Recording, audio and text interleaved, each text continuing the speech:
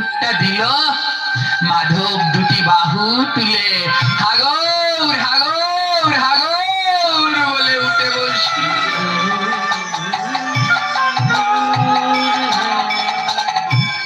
ছুটে গেল মাধবের মা। আরে আরে ও নবদ্বীপের মা, কি ঔষধ দিয়েছো আমার ছেলের মুখে? আমার ছেলে তো মরেই গিয়েছিল, তার মুখে কি ঔষধ দিলে যে দেয়ার সাথে সাথে উঠে বসলো? যে মা ওষুধটি আনলো, মায়ের দুই নয়নে জল। কি ঔষধ দিয়েছি জানো? জানো জানো মাধবের মা, তোমার ছেলের মুখে কি ঔষধ দিয়েছি? কি ঔষধ?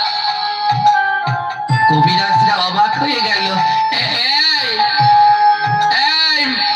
তুমি ওর মুখে কি ঔষধ দিলে যে মরা মানুষ জেতা হয়ে বসল?